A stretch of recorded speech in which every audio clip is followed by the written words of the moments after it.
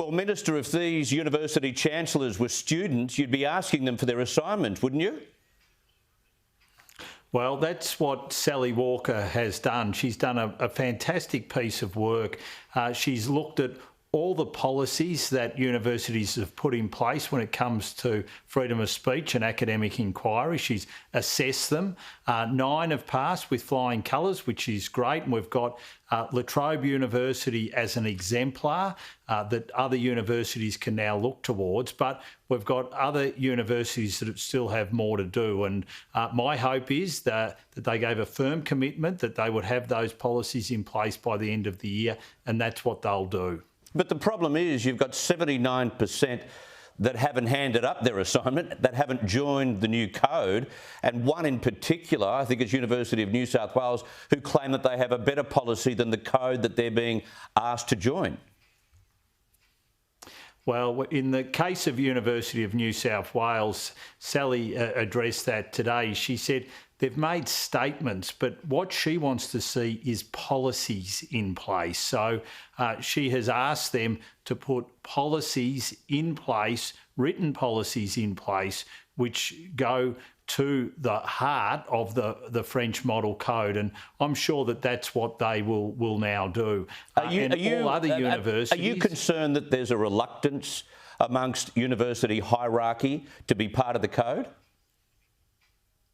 Well, I think what we're seeing is that they're not giving it their full attention. They're not giving it the seriousness that we want them to give it to. Now, that's not all. We've had 9 that have done a very, very good job, but we want all others to really focus on it. And that is why, the government, I'm sure, will accept Sally Walker's recommendation that this now becomes something which university governing councils have to attest to, that not only do they have policies in place, but they are actually taking positive measures to ensure there is a culture within universities that mean that freedom of speech and academic inquiry is absolutely central to what they do.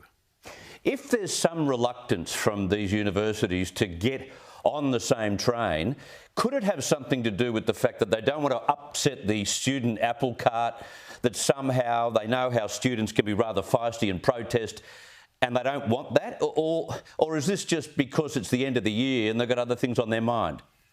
Look, I think it's because that what they've done is they've thought by saying that freedom of speech and freedom of academic inquiry are dear to their hearts, that's enough. But what Sally Walker has said quite clearly, it's all very well vocalising your commitment, but what we need to see is your policies reflect that.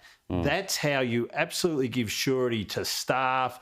That's how you give surety to professors, to your academic staff. That's what's needed. It's not just statements, it's policies in place. And that's the genius of what Sally's done, is she has meticulously gone through all their approaches. And what she said is those that have policies in place are the ones that are passing with flying colours. The ones who are just stating but not putting the policies in place are the ones that have more work to do. So I think once the universities sit down, assess what Sally's done, understand that the recommendations that she's put in place mean that governing councils will be able to ensure through their annual reports that this has been properly implemented, and that the government has reserved the right to also have TEXA look at this, because once it's part of the annual reports, they can get involved. That's the regulatory body that looks after universities, that they'll really start to understand that it's not just statements, it's actual policies in place that's required. A couple of other related topics. You must have been pleased with these results that we heard about today, the latest in maths and science for high school students in Australia. We're back in the top 10. Really, really positive development, and something that we can build on. And that's why, we were very pleased that the government has been focused on ensuring that those numeracy skills are at the heart of our education system.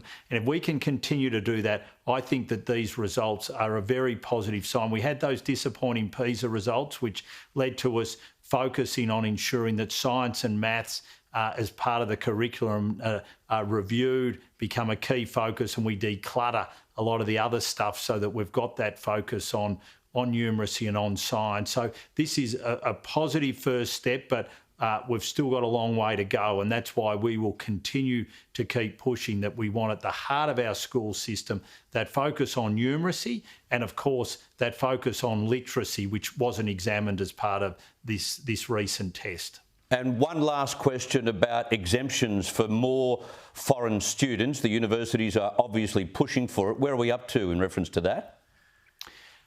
Well, the focus from the government is still very much about getting Australians home before Christmas, and that will continue to be our focus. Once we hit the new year, and if we can see an increase in the caps from the states and territories, and hopefully Victoria might be able to lift their caps, there might be an ability for us then to start looking at international students.